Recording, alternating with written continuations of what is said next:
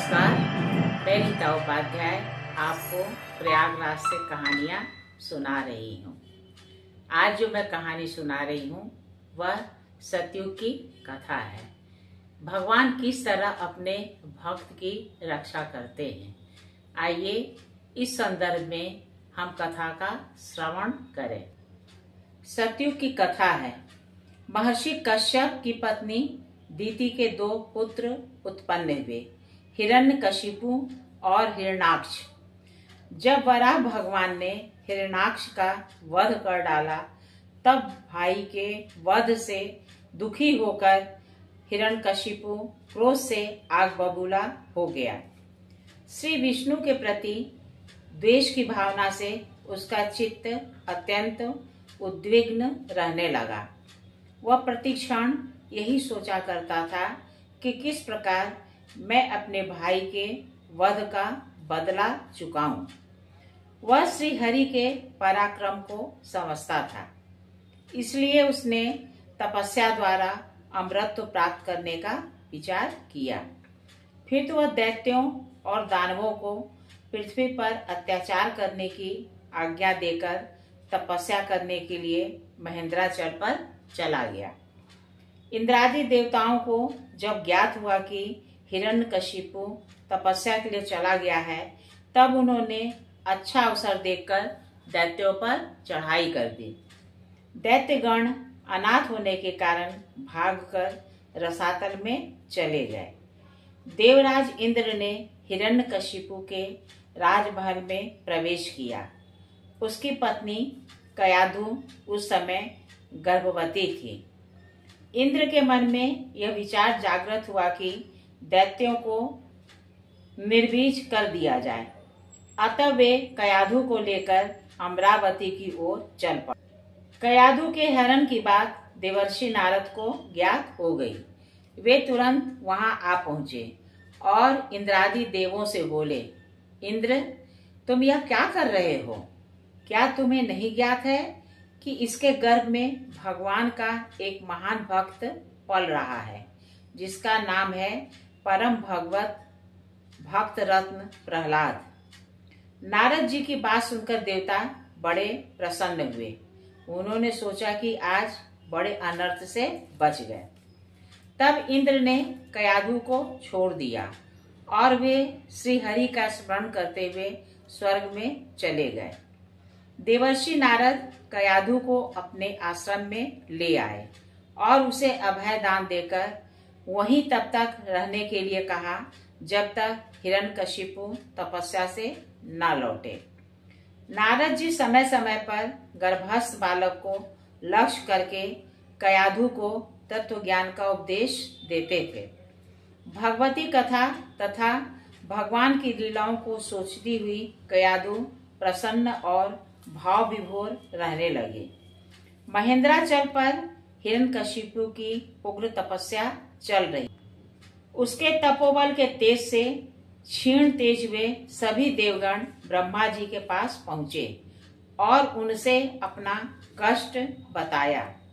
ब्रह्मा जी ने आश्वस्त कर हंस पर सवार होकर हिरण्यकशिपु के पास आए। उन्होंने मधुर स्वर में उसे पुकारा, बेटा हिरण्यकशिपु, तुम्हारी तपस्या पूर्ण हो गई है। ऐसी तपस्या आज तक न किसी ने की है और न कोई कर सकेगा। अब तुम वर मांगो। ऐसा कहकर उन्होंने उस पर कमंडलू का जल छिड़का। जल के प्रभाव से तत्क्षण ही वह दिव्य रूप से संपन्न हो गया और ब्रह्मा जी से प्रार्थना पूर्वक कहने लगा, प्रभु, यदि आप मुझ पर प्रसन्न हैं तो मुझे अमरता का वर प्रदान करें। ब्रह्मा जी ने समझाया कि ऐसा संभव नहीं है। यह सृष्टि का नियम है कि जो जन्म लेता है वो मृत्यु को अवश्य प्राप्त होता है। अतः तुम कोई दूसरा वर मांगो। उसने कहा, अच्छा, यदि आप अमर होने का वर नहीं देते हैं तो मैं आपकी बनाई हुई सृष्टि के किसी भी प्राणी से न मरूं। बाहर भीतर, जल स्थल, अस्त्र शस्त्र, दिन रात, पृथ्वी आकाश तथा देवता ऋषि मुनि, सिद्ध साध्य, गंधर्व, किन्नर, मनुष्य और दैत्य, राक्षस कोई भी मेरा वध न कर सके। यह सुनकर ब्रह्मा जी कुछ विचार करने लगे। फिर श्री हरि का स्मरण आते ही तथास्तु कहकर अंतर्ध्यान हो गए। यह वरदान पाकर प्रसन्न तथा मदोन्मत्त हिरण्यकशिपु अपनी राजधानी हिरण्यपुरी में लौट आया। उसने देखा कि मेरे तपस्या काल में देवताओं ने मेरी राजधानी को नष्ट भ्रष्ट कर दिया है और दैत्यगण पाताल में छिपे हुए हैं। उसने पूरा उद्योग करके सबको बुलाया और पूर्ववत अपने साम्राज्य का विस्तार किया। देवताओं का यह अत्याचार देखकर उस क्रोधाग्नि से भड़क उठा। तपोबल तथा वर तो उसे प्राप्त हो ही गया था। फिर क्या था, उसने तीनों लोकों में त्राही त्राही मचा दी। उसने इंद्रादि देवों को पराजित कर वहां अपनी राजधानी बनाई। तब देवर्षि नारद के आश्रम में दिव्य उपदेश से उपादिष्ट कयाधु उनके साथ राजमहल में आई। एक ओर तो हिरण्यकशिपु के अत्याचारों से सभी पीड़ित थे और दूसरी ओर उसकी पत्नी कयाधु के गर्भ से एक परम भागवत दिव्य शिशु ने जन्म लिया, जो प्रहलाद के नाम से विख्यात हुआ। प्रहलाद भाइयों में सबसे छोटे थे। हिरण्यकशिपु उससे अत्यधिक स्नेह करता था। उसने गुरु शुक्राचार्य के 2 पुत्रों षंड और अमर्क नामक आचार्यों को बुलाकर प्रहलाद को शिक्षा देने के लिए उन्हें सौंपा। एक दिन हिरण्यकशिपु ने प्रहलाद को प्रेम पूर्वक गोदी में बैठाकर पूछा, बेटा तुमने गुरु गृह में क्या शिक्षा पाई है, बताओ तो। तब प्रहलाद ने भगवान की महिमा का वर्णन करते हुए उनके सर्वशक्तिमान तथा सर्वत्र व्यापक होने की बात कही।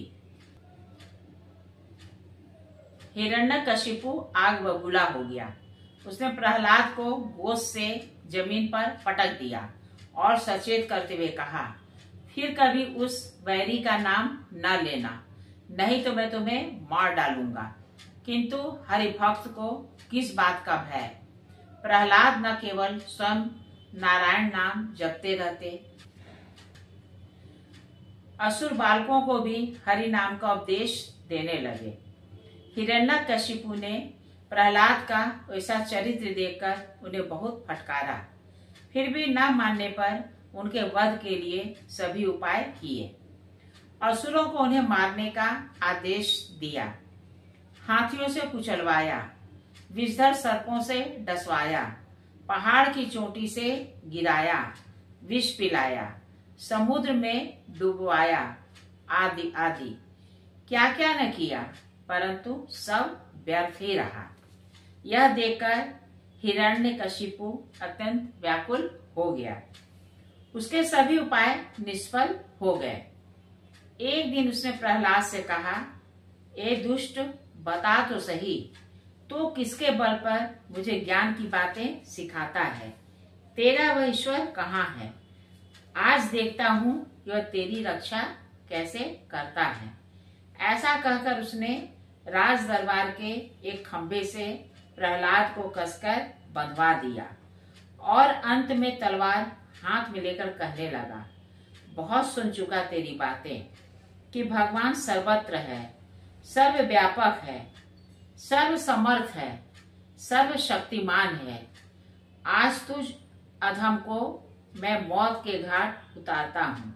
देखूं तेरा हरि क्या करता है, जिसकी तू प्रतिक्षण रट लगाए रहता है। इतना कहकर हिरण्यकशिपु ने पुनः कहा, क्या तेरा भगवान इस खंभे में भी है? प्रहलाद ने निश्चित भाव से कहा, पिताजी वे तो सब जगह हैं, फिर इस खंभे में क्यों नहीं होंगे? काल के रूप में हिरण्यकशिपु खड्ग उठाए मारने के लिए उद्यत है, किंतु भगवान सर्वथा निर्भय है। उसका विश्वास एवं भक्ति का बल ही उसकी रक्षा कर रहा है। क्रुद्ध हिरण्यकशिपु जो ही तलवार लेकर मारने को दौड़ा, त्यों ही खंभे को फाड़कर भयंकर गर्जना के साथ विकराल रूप धारण किए नृसिंह भगवान प्रकट हो गए। उस समय ऐसा भयंकर शब्द हुआ जिससे जान पड़ता था मानो ब्रह्मांड फट गया हो। घबराए हुए हिरण्यकशिपु को कुछ भी न दिखाई पड़ा। कुछ क्षणों के बाद हिरण्यकशिपु ने उस भयंकर रौद्र रूप को देखा। तब वह गदा लेकर उन पर प्रहार करने के लिए दौड़ा। भगवान ने कुछ देर उसके साथ युद्ध लीला की, फिर बड़े वेग से उसे पकड़कर अपने जांघों पर सुलाया और अपने तीखे नखों से उसका पेट फाड़ दिया। नृसिंह के हाथों हिरण्यकशिपु का उद्धार हुआ। प्रहलाद तथा अन्य सभी देवताओं ने भगवान की स्तुति की। प्रहलाद को वैष्णव भक्ति का उपदेश देकर तथा असुर राज्य का विध्वंस कर दैवी साम्राज्य की स्थापना करके सभी के देखते देखते भगवान नृसिंह अंतर्हित हो गए। कहिए मेरे श्रद्धालु श्रोताओं, आपको मेरे द्वारा कही गई यह सत्य कथा कैसी लगी? अगर अच्छी लगी तो कृपया इसे लाइक और सब्सक्राइब कीजिएगा। नमस्कार।